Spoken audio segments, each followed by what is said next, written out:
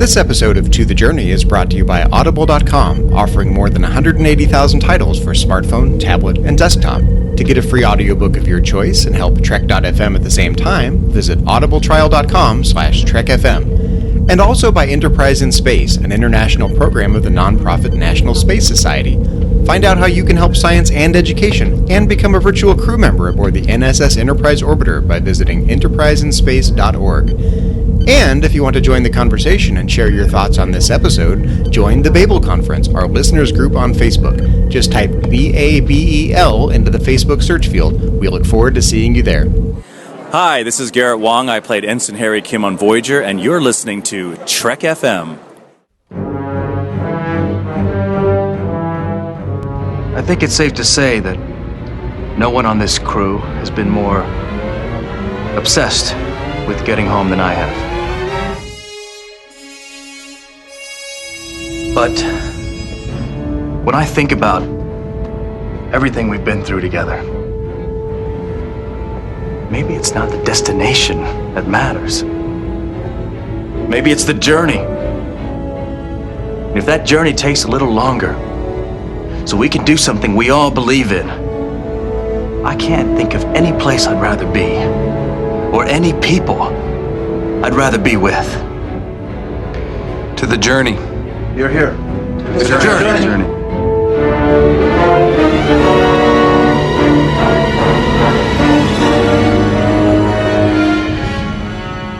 Hey everyone at home and welcome. This is To the Journey. I'm your co-host Liam Smart, and with me again is... Suzanne Williamson. Suzanne, how are you? You're back. I'm back. I'm doing well. How are you? I'm good, except we're missing Zach again. Oh yeah, he isn't here. I wonder if he was caught up in some sort of transporter accident. Oh, he got eaten by a worm. You got the phage. So yeah, maybe he was actually stolen by Alice. Oh, that's what I reckon. He must have been stolen by Alice. I feel like I'm the only consistent one right now. You are. That's okay. What have you been up to this week? I've been getting over a cold. Oh, gross. That's about it. And working on more stained glass projects. Oh, yeah. That's all. Some of those look really good. Why, thank you. You're very welcome, Suzanne. I've basically done nothing but work. I've been editing an Edge episode. It got super hot here again. Then it got super wet, which is good because we need rain here. Yes, you do. Yeah. So we've had a whole day of rain and it's been lovely. Well, good. Yeah. Except you need to stop with the work. I know. Get out and enjoy. I know. Uni goes back in just shy of a month and I go away on holiday in a couple of weeks. So that'll be nice. Going to a pleasure planet. That'll be fun. Have some pecan pie. I don't like pecan pie, but I like pleasure. Okay. That is not intended to sound creepy. That's good to know that you like pleasure. Very much. Oh dear. So today, Suzanne, we decided that we would talk about fan fiction. Fan fiction? Yeah, why not? I used to write fan fiction. So what? Can you explain to me what fan fiction is? It's stories that people come up with that they would have liked to have seen on screen, but were never going to get it. In my case, it would have been X-rated and never been allowed to appear on television. Oh, okay. So I guess maybe we shouldn't talk about fanfic then if it's X-rated. No, it's always somebody getting together with somebody else in the turbo lift and... So one can dream about it then. Yeah. Yeah, no, listeners, we weren't going to be talking about fanfic. It was something that we were thinking of talking about, and we couldn't work out how to talk about it without getting an R rating for this podcast. Yes. And Trek FM is not an R-rated podcast network. So instead, we're actually going to be talking about some Janeway command decisions. Yay! Yeah, so I know that Shah and Tristan did this in episodes 59 and 83, but that was like 5 years ago and 200 episodes, so you haven't really heard our opinions on it. That's right, and we have opinions. Mm-hmm. That's my middle name.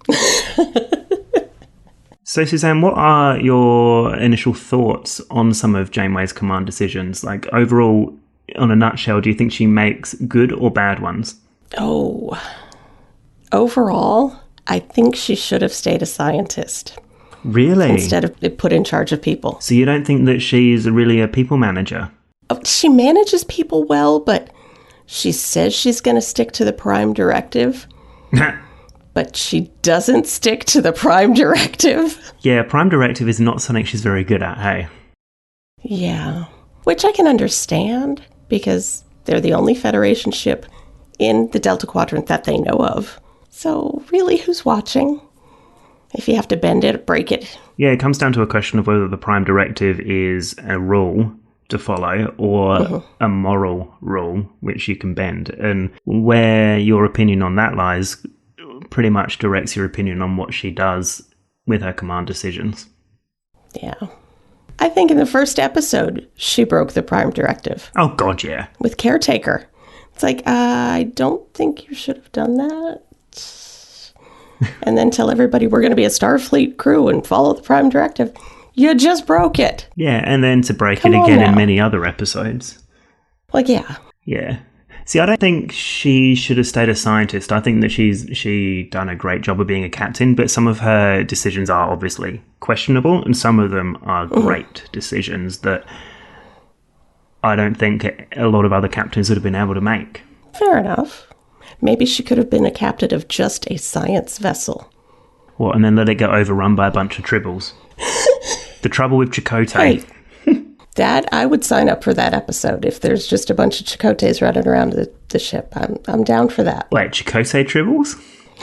Yes. No. They all have the little tattoo on their forehead. Oh, God, that just...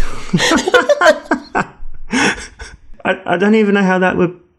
Oh, now I'm just imagining, like, Chakotay's head without a body bouncing around. But, like, a little bit hairier. And I'm not really sure how I feel about this. What if it was salt and pepper Chakotay and not, like, dyed black hair Chakotay? Well, I suppose that makes for a more textured Tribble. Yes, better looking. I was going to say something even worse. It hurts to laugh.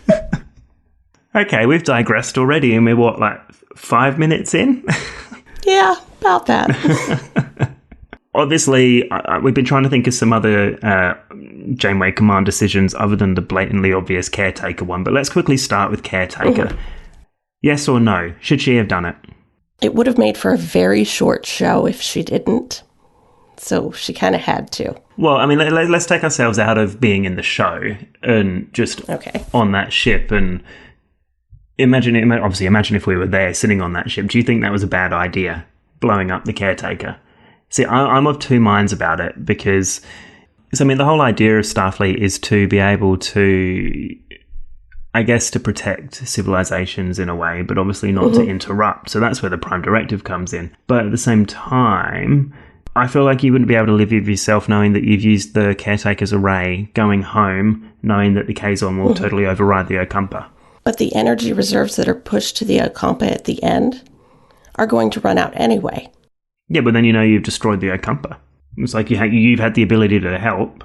But they're going to be destroyed eventually. I suppose, yeah, when it runs out. But at least the Okumpa would have known what's going on, and they could have attempted to do something about it. I don't know. I can live with myself, knowing that I could have helped in some way. I mean, yeah, I suppose you are right in that the energy reserves would have run out and that they would have just snuffed it. But I do feel like Janeway made the right decision, even though some people are like, nah. Ultimately, the Caretaker is the one that made the wrong decision to begin with. To play devil's advocate, why is it Janeway's responsibility to fix what the Caretaker's done? Well, I'm not saying she should fix it. And by her destroying the Caretaker, that's what she's attempting to do, is fix it. Because she says in the episode, we didn't mean to get involved, but we are. But as I say, Tuvok goes, oh, it's the Prime Directive. We shouldn't get involved. And obviously the Prime Directive is just something that says we shouldn't interfere in the development of other civilizations or just interfere in general. And boy, did she interfere. What the Caretaker did to start with. Well, yeah, well, the Caretaker's not bound by the Prime Directive, I suppose, are they? I know. They're just like a gelatinous blob of yuckiness. Until they turn into a giant salt crystal. Yeah, I didn't understand that. Why were they a salt crystal? You could put a light in them, Caretaker salt lamp. They could have taken it home and marketed that. Neelix could have sold them to people along the way. Oh, God, better than his Leola root stew, I suppose. Oh, he could have shaved it off in his thing for, like, salt, seasoning. It probably would have made his food taste a whole lot better. Seasoned with the Caretaker. So do you think she should have done it? I can't remember what you said. She should have blown up the Caretaker? In some ways I do, and in some ways I don't. It's a very tricky decision to make. And that's why there's always been so much debate for the last 25 years about it. Yeah. Because you could see both sides of it. It's like, yeah, get home, save these people. There's just, it was her Kobayashi Maru. Yeah, exactly. It is definitely a no-win scenario, but I think it was a good decision to have done it. Well, you're a better man than I am. I would feel terribly guilty. Yeah. I suppose while we're staying with Caretaker just for a second, she was so adamant on not giving the Ks on any technology. And that was all throughout the whole first couple of seasons. Which, when you consider it, doesn't make sense. Why wouldn't she give them that if she gave, like, the Hirogen? That's on my notes. Yeah, okay, well... That is totally on my notes. Take it away. By giving the holotechnology to the Hirogen, it's violating the Prime Directive. We go back to the Prime Directive again. Mm-hmm. If she felt the need to break the rule there, why didn't she give technology to make water to the Kazon? I mean, all it is water. Yeah. Well, I'm sure they could have limited it in some way to be like, nope, you can only make water. It's far less innocuous than giving holotechnology, which you can, kill people with. Well, exactly. And just the moral implications of that, because she knows that the Doctor is sentient. Mm-hmm. Who's to say that the holograms that the Hirogen make will not become sentient? And of course they did, in flesh and blood. They did, exactly. I think giving the Hirogen that technology was an absolutely terrible idea. It was extremely terrible, and I'm so glad that she saw the consequences of that. I mean, half the time she never sees the consequences. She would have just gone on thinking, oh yeah, that was fine, and we made it out okay. But no, you didn't. I mean, the Hirogen were a decent alien.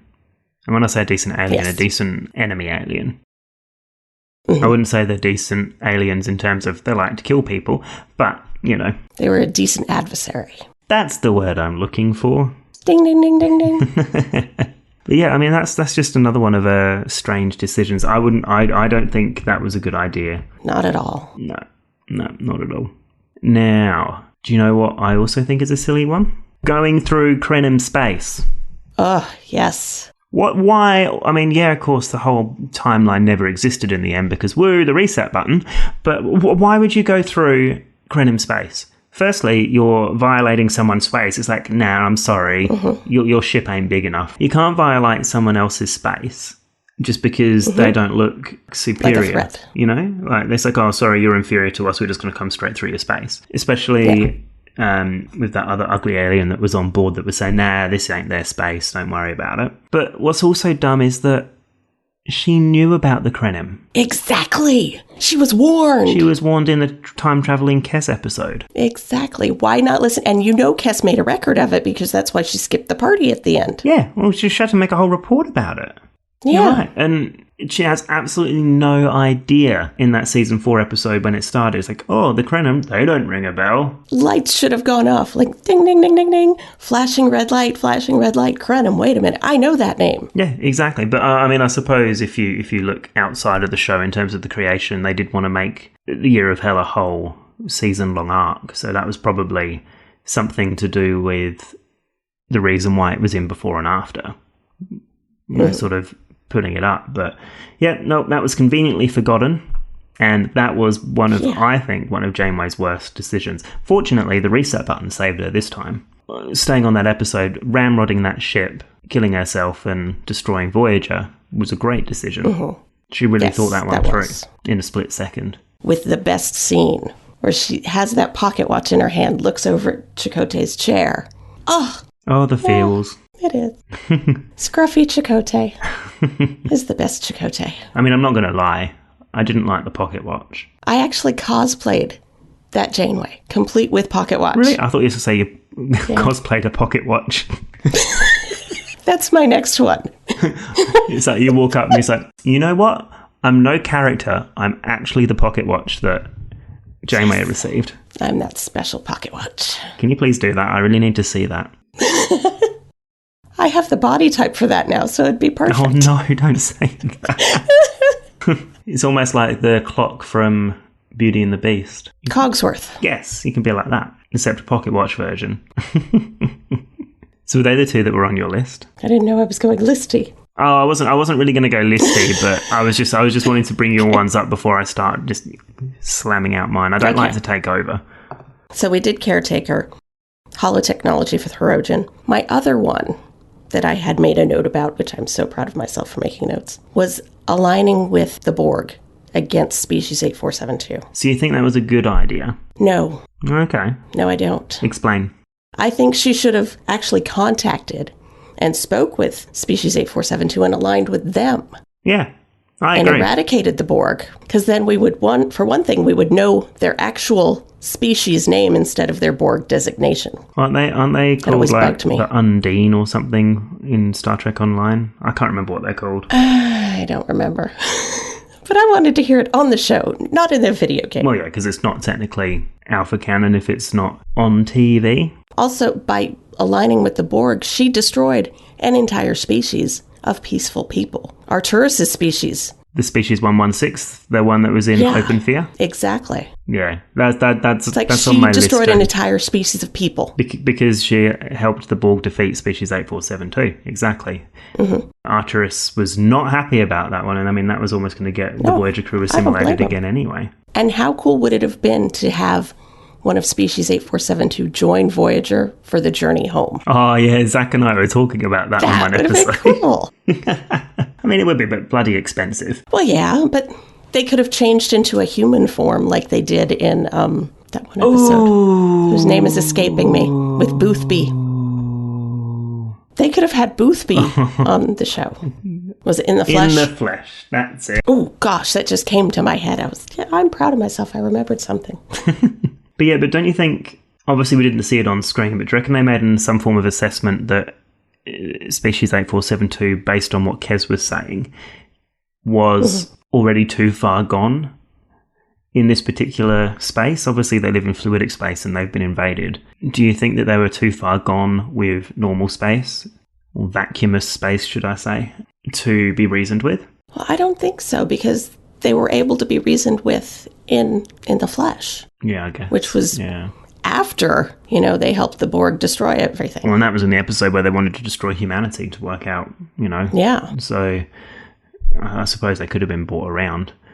I don't know. I do think aligning herself with the Borg was a powerful choice, but yeah, it might have been not a great idea. Well, I don't think it was that powerful because the Borg were losing that war. Why would you pick the underdog? But she picked that not just for a war to win. She picked it to try and get herself through Borg space. Which I'm sure species 8472 could have got you around it through fluidic space. That's true, yeah. Just go straight past it, couldn't you? Mm-hmm. And then I was just about to say that then Kez just threw them past Borg space anyway, so there was no point in that. But Kez wouldn't have probably left the show if we didn't have 7 of 9. We could have gotten rid of Harry, maybe. Oh, yeah, I'm all for getting Or rid of just Harry. kept him with the tendrils in his nose. That was kind of cool. What, keep him with tendrils in his nose? Yeah, like now he's part species 8472. Actually, that would have been great if he was part species A. It might have made him more interesting. Less whiny. Less whiny. Yeah.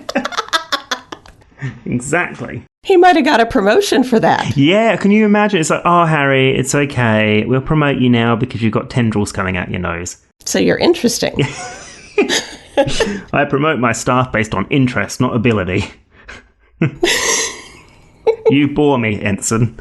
I demote you to crewman. Go scrub the pattern buffers. Yeah, why not? So, I mean, I reckon obviously we've pretty much said that all of our decisions are bad so far. Well, no, there was the one that was bad and good. True. I mean, I'm on the fence with Scorpion, I guess. Oh, Scorpion. Yeah. Now, dare I mention this? Dare I mention the T word? Just stab me in the heart. Ooh, okay. Well, I'm going to mention it because this is obviously the biggest command decision that I think Janeway makes in the whole entire show in terms of should she have done it or shouldn't she have done it? What do you think about Tuvix? No way. She should not have murdered him. Is that your strong opinion? That is my very strong opinion. If it had been within a day of them being joined or maybe a week, I could see that. I think it was only like 2 weeks or something, wasn't it? You could be right. Yeah, I 2 don't know. weeks. I'll just look it up. Stardate 49655.2 to 49678.4. So I'm just going to assume that's 2 weeks. Because I know how to read Stardates, not. So, I mean, okay, so you really don't think he should have been murdered? No. Because he's been in that crew for a while. He started to make a place for himself, make connections with people. He was his own person. Mm-hmm. To just murder him? I'm sorry, and that's what it was. It was murder. Just because Kes came to you saying she can't live without Neelix. Because really, it wasn't she wasn't thinking about Tuvok or her friendship with him. It was all because Kes came to her and was sad about Neelix. Yeah, well, I mean, that surely wasn't the reason for it. Surely not. Because you know what my very strong opinion is? I'm all for it. Oh, stab me in the heart. I thought the best decision was to get rid of Tuvix and split them back up again. No. I would have liked to have Tom Wright on the show for far longer. He's such a good actor. I mean, yeah, Tuvix was a great actor, but... not Tuvix, but you know what I mean. The actor done a great job. But he was two people. They're in the middle of nowhere. It was the chief of security and the cook. I mean, yeah, the cook is a bit maybe pointless, but he also played Neelix also played a morale officer role. I think it was morale officer by that time.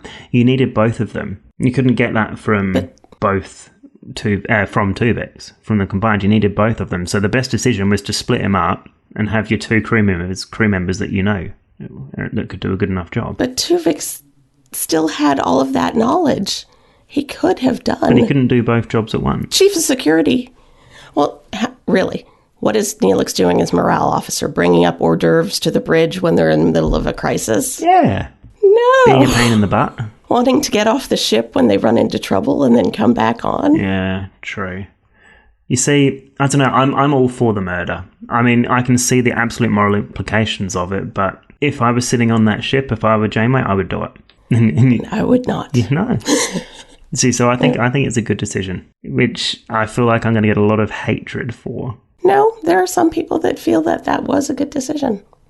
And there are people like me who feel it wasn't, and we're just not going to see eye to eye on it, that's all. Oh, God. But we can still have our opinions. Oh, that's right. I mean, yeah, it is a very difficult choice, and I've read so much about people's opinions, but I just can't come back, or I just can't get past the whole, you needed Tuvok and you needed Neelix. I mean, yeah, you can say that both of them are in there, but I think Tuvix is one of the best episodes of Voyager for that reason, because it really, really makes you think. Yes. If not all of Star Trek. It is a very polarizing episode.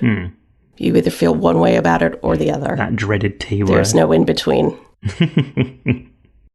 Let's move on to what I reckon would be a universally accepted good decision for Janeway, and that is her actions in the Void. So she created a little mini federation. Oh, the mini federation, yes. So that's actually her sticking to the principles and not going out and attacking people. Yes, that was a very good decision. It was the only way that they were going to get out of there. They're not going to get out of there out of sheer force, are they? No, they needed more than one ship. Yeah, and working together is what Starfleet is all about. And the Federation is all about. And she actually, for once, stuck to some Starfleet rules. Although I don't know that the Federation or Starfleet would... I don't know what I'm trying to say. Scratch that. Never mind. I was thinking of her court-martial. Was she court-martialed? No, she was not. She was made an admiral. Yeah, I was going to say, where'd you get the court-martial from? She should have been. Oh, you reckon? Oh, so you... Hang on a minute. Listeners, here is something never thought I would hear come out of Suzanne Williamson's mouth. She just said to me that Janeway should have been court-martialed. I don't see the Federation and Starfleet agreeing with all of these decisions that she made throughout the 7 years, especially when Admiral Janeway goes back in time to bring them home sooner. Oh my God, that was probably one of the worst decisions that she made.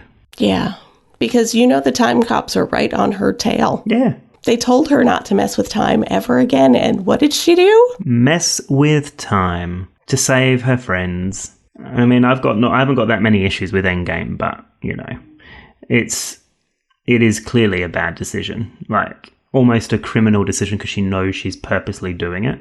And she stole things. That's criminal. Well, right yeah, there. it could cause a diplomatic incident with the Klingons. Yeah. But you think she should have been court-martialed for everything that she's done in the 7 years she was in the Delta Quadrant and not be made an admiral?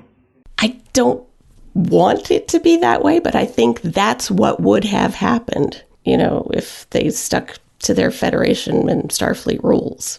Instead of, oh, you got everybody home. Here, you're an admiral. Do you know what? I thought she was made an admiral because she got those people home, regardless of what it took. But now when you think about it, yeah, she did a lot of bad things that you could be court-martialed for, I guess, if she were in the Alpha Quadrant. Mm-hmm. Would that mean the rest of the crew should be court-martialed as well? Or just her? I would think just like it all fell onto Captain Kirk in the voyage home, it would all fall onto Janeway. Do you know what? That would have been good to see. Again, if Voyager got home midway through Season 7 and see the ramifications of it. Or even if we see something about Janeway in Picard. Yeah. Just to see what she's doing, whether she left Starfleet. Yeah, I would like to know what she's doing. I just want confirmation in Picard that Chakotay and Seven are no longer a thing. I want that confirmation. Can you imagine if they are married and together? That would be like the ultimate FU. That would be... Oh, I would be so angry. Angry! It's like, Kirsten Beyer, you stabbed me in the heart. Why? What do you think of Janeway allowing the whole crew to purposely be copied at the end of Demon? Ooh, yeah. Like, what kind of a decision is that? And not just the crew, the ship too. Everything. Now they could masquerade as the crew and cause all sorts of issues. Like the fake Janeway did. Yeah, like the fake people in Live Fast and Prosper. Yeah, no. Was it Live Fast and Prosper? I thought it was. I was about to call it The Fast and the Furious. Oh, it is Live Fast and Prosper. Yay! I thought it was more Live Fast and Furious. Can you imagine the Vulcans saying that? Live fast and furious. If they look like Vin Diesel, that would be cool. Vin Diesel, the Vulcan. I so want to see that now. I'm not sure I do. I honestly really feel like that is a really dumb decision. Just the amount of havoc that could be caused just by having a complete copy of the crew. Right, they could have gone and made all sorts of alliances. They could have got ahead like they did, because we saw on Course Oblivion they were way in front, and they could have caused all sorts of havoc. I mean, they would have had the same. Like I guess they would have had the same memories and ideals, but they could have made very different decisions. Which they must have, because they got ahead of them. And also, what if they both got home? What if the demon ship did not fall apart and everybody wasn't melting everywhere? Yeah. So Demon was the 92nd episode and Course Oblivion was the 112th episode. So there were 20 episodes in between that. So that's mostly season 5. So season 4 finale was Hope and Fear. So there was nothing absolutely major about that. But I just want to see what episodes occurred in between Demon and Course Oblivion. We've had In the Flesh, so they could have had all sorts of problems in the Flesh. That was there. Yeah. So they could be the reason or part of the reason why Species 8472 went to try and destroy Earth, because they could have had something from the Course Oblivion copies or the Silver Blood crew. They could have done something to the Undine. You've had Counterpoint. Ah, that's why Kashyyyk is so annoyed. Prax. Maybe Prax had a relationship with the Silver Blood Janeway. Oh, that's kind of gross. There wasn't really any major episodes of which major decisions could have occurred. I mean, there was Timeless. Most of them are all quite simple. 30 Days, Bride of Chaotica, Latent Image. The only big ones in between there is also Dark Frontier. So, I mean, I suppose... So how did they get ahead of them? I don't understand. Well, they probably didn't stop around all sorts of things. They didn't have issues. Maybe they didn't have issues with the Manayans, or... God, that Once Upon a Time episode was in there as well. I hated that episode. No more Flotter ever, please, no. That was weird. Flotter was weird, and I'm standing by that. That's probably my second or third least favourite episode behind Nemesis and The Fight. I don't know, but there's nothing in the actual episode list that I guess that the Silverblood crew could have actually run amok in, but they could have made all sorts of issues for the Voyager crew. And that's something that maybe would have been nice to see. Kind of like in the same vein as the Fast and the Furious Voyager episode. What about Equinox and how absolutely psycho she went? Oh, she went all kinds of crazy. That's why she would be court-martialed. Equinox, right there. Why? Gone. She threatened to kill Noah Lessing. I mean, that is bad. That's extremely bad. It's almost threatened. Well, it's almost basically torture to start with, isn't it? But she's almost lost the plot in that episode.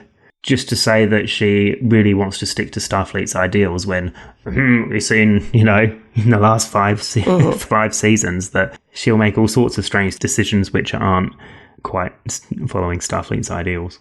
Yeah, but all of her thought process in that, I don't think I ever recovered from. I never saw her the same way. Really? After that. Really? Yeah. Elaborate. Just because she was willing to go that far to torture and possibly murder someone in her charge. No, you're a Starfleet captain. No. So that really changed your view of Janeway? Yeah. I mean, I still loved her, but oh man. To sort of put a little dampener on... It tarnished her. Tarnished, that's the word, yeah. It tarnished her in my mind. Do you think do you reckon it tarnished her with part of her crew as well? Do you reckon that's why Chakotay started moving on to 7? Because she's like, oh, maybe not Janeway. It might have played a part somewhere in the back of his mind. And the rest of the crew were probably a bit woof about it. Yeah, they're probably like, oh, I better stay on her good side. I feel like there are a few we're missing as well here. Oh, do you know what? One time that I really enjoyed her actually breaking the Prime Directive because she was still following rules is the Omega Directive.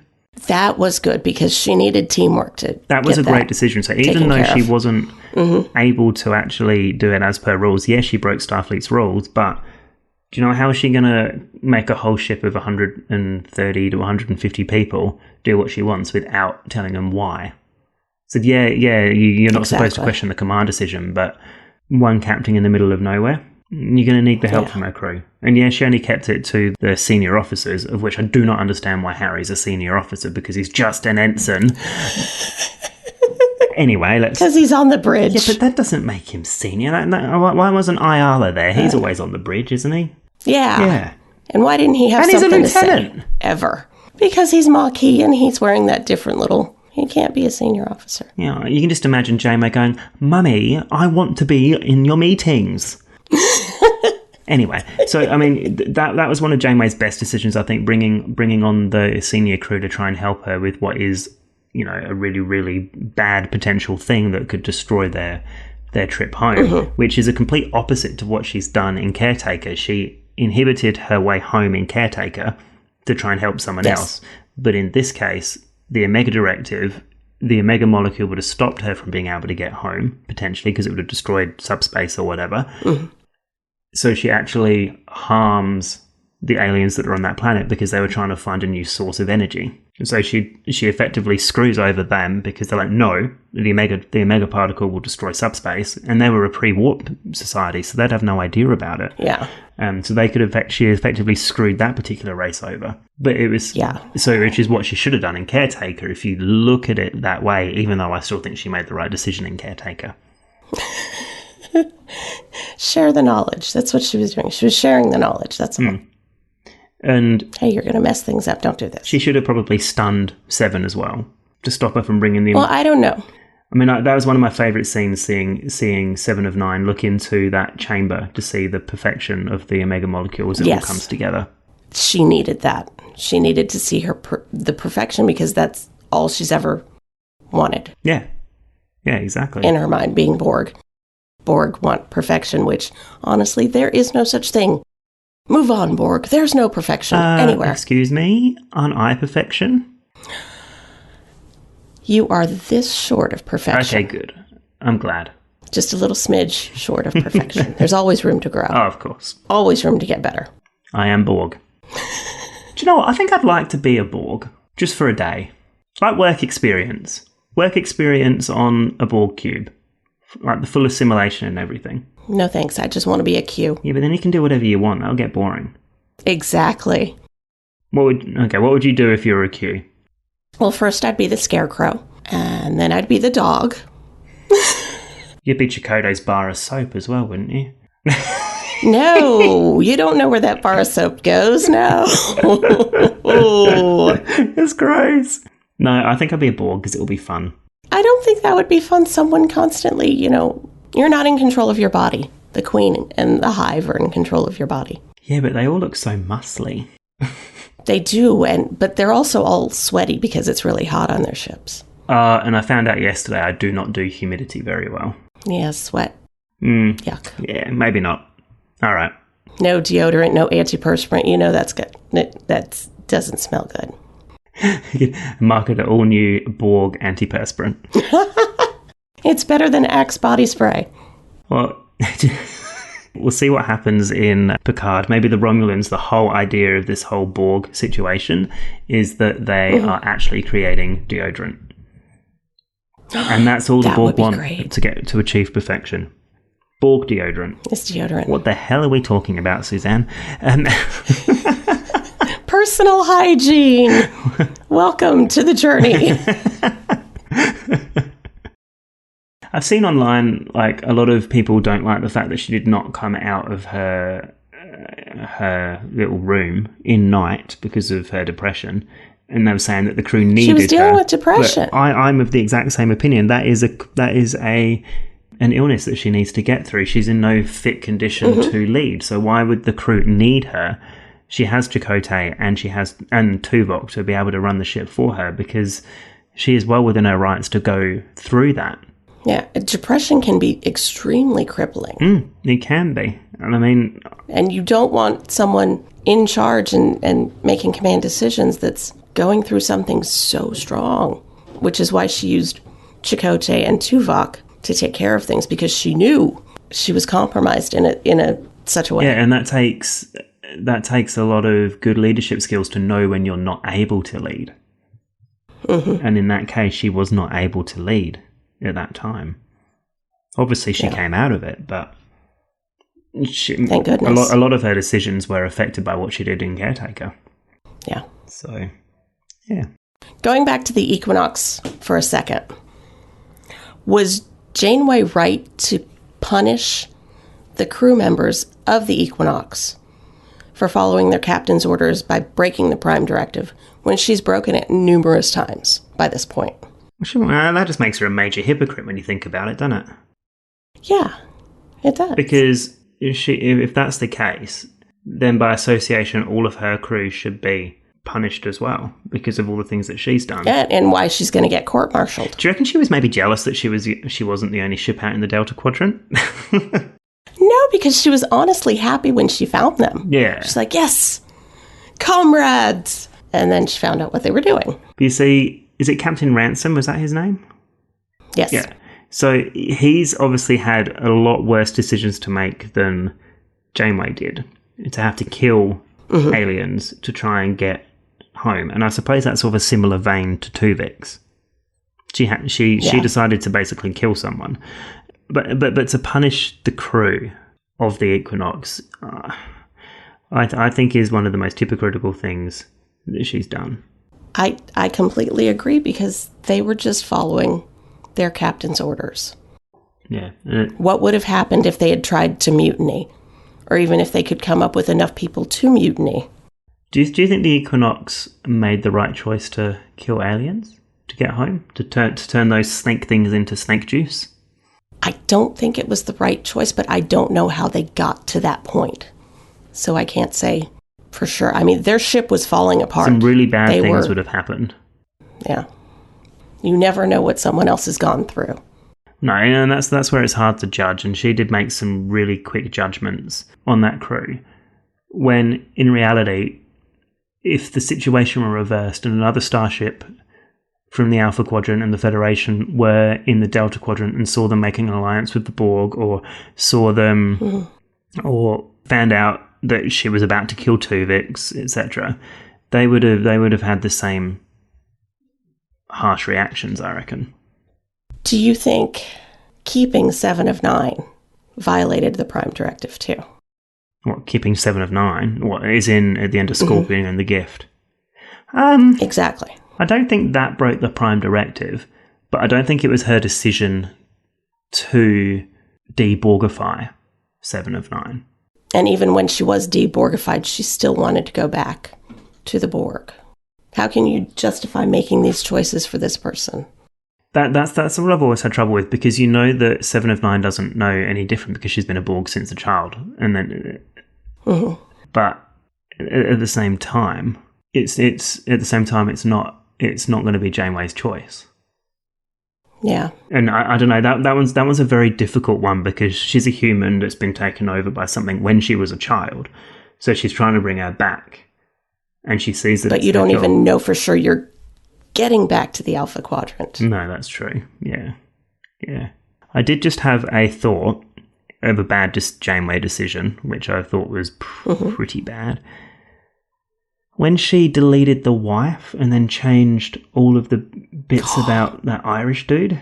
When she was making him into Chakotay, you mean? Basically. But that's terrible. That's a terrible decision. It's not a command decision, but it's still a terrible decision. Especially when, he became sentient. So, Suzanne, with all the bits that we've touched on, do you think Janeway made more bad decisions after having a rethink about it all? Made more bad decisions than good, or more good decisions than bad? I think she made a lot of questionable decisions, but she was just doing the best she can. Because of the middle of nowhere situation. Yeah, exactly. Which is what all of us could hope to do, is just do the best we can and try to get through it. I mean, the episodes that we've looked at, Caretaker, Tuvix, Flesh and Blood, Year of Hell, Scorpion, The Void, the majority of those are big decisions and that have always been the questionable ones. There are probably decisions that she makes in episodes that no one remembers, like, Coda or Prime Factors. Yeah, exactly. Like those kind of episodes that are still really good command decisions, but without going through all of the episodes again just for one podcast episode, it's going to be quite difficult to, remember those. So I think there were probably a fair few decent decisions that she's made in there that not everyone remembers straight away. I mean, obviously The Void is one that we remember because The Void is a good episode.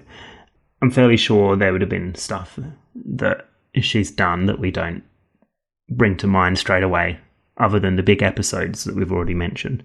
Yeah. It's been fun talking about Janeway's good and bad decisions today, but this isn't the only thing we've been discussing on the network, so here's a quick look at some of the other things you may have missed elsewhere on Trek.fm. Previously on Trek.fm, Earl Grey. Oh, let me think. What's an interesting Star Trek sound effect? Phasers? See, that's tough, because how do you make a phaser sound? I don't know if you can make that with the human.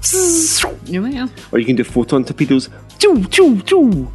I'll just be the one that's pew, pew, pew. Oh, pew, pew, pew. Yeah. The Discovery phasers. Okay, cool. Awesome choice. And to come back to the point, I think I'm deleting this scene. Literary Treks.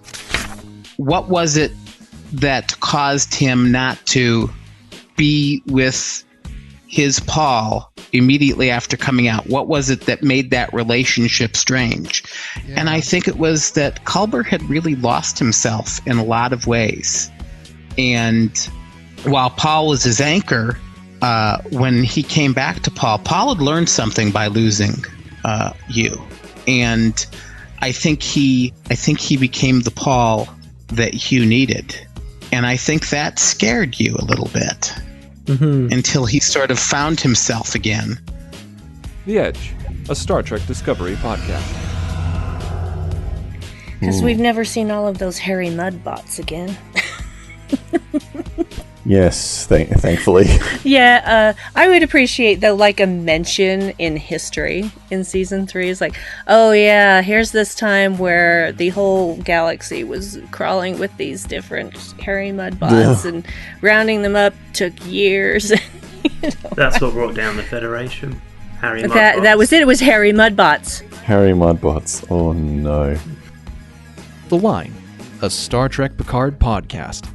We got a lot of answers in this episode. which was really surprising to me.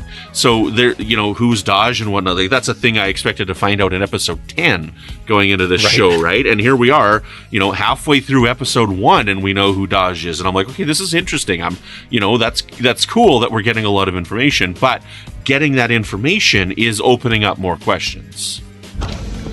And that's what else is happening on Trek.fm. Check out all these shows and join in the conversation about your favorite corner of the Star Trek universe and beyond.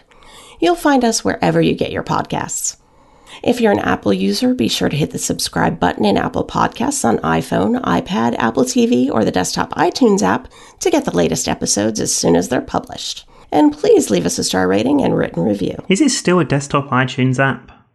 I have no idea anymore. Yeah. Is it? Or is it a podcast app? Or both. Oh. Okay. Well, whatever it is, just do it, users, listeners, whatever. People. Aliens. Species 8472. If you're not an Apple user, we've got you covered as well. You can find our shows on Google Play Music, Stitcher, TuneIn, Spreaker, SoundCloud, Windows Phone. Does anyone have those anymore? Weren't they really and ugly? Most third-party podcast apps. And you can stream and download the MP3 file from our website, or grab the RSS link. Apparently you can get us on iHeartRadio now as well. Oh, really? Nice. So, we'd love to hear your thoughts on today's show, and there are many ways for you to share your thoughts with us. The best place to join in the larger conversation is the Babel Conference, our listeners group on Facebook. Just type Babel, that's Babel, into the search field on Facebook and it should come right up. If you'd like to send us an email, you can use the form on our website at trek.fm/contact. Choose message to a Trek FM show and select To The Journey, and that will come right to us. You can also find the network on Twitter at TrekFM and on Facebook at facebook.com/TrekFM.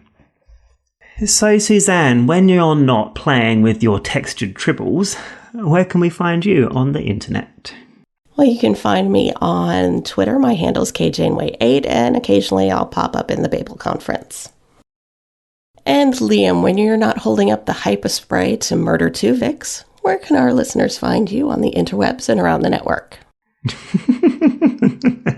Oh dear. So you can find me on Twitter at LS74656. You can find me in the Babel Conference if I, want to post something, I guess. And also on The Edge, Trek FM Star Trek Discovery podcast with Brandy Jackler and Nick Collinson. If you'd like to help us keep all of our shows coming to you each week, you can become a patron of the network on Patreon. Visit patreon.com/TrekFM. That's patreon.com/TrekFM to get all the details. Perks include early access to episodes, exclusive content, producer credits, and more. All available through our special patrons website, The Patron Zone. It requires a great deal of money to produce, host, and distribute these shows each month. We really appreciate any support you can give us and hope you'll join the team. Again, you'll find all the details at patreon.com/TrekFM. We would like to thank our associate producers, Bruce Lish, Ju Kim, Richard Marquez, Patrick Carlin, and Norman Lau. Thank you for your continuing support of To The Journey and Trek FM.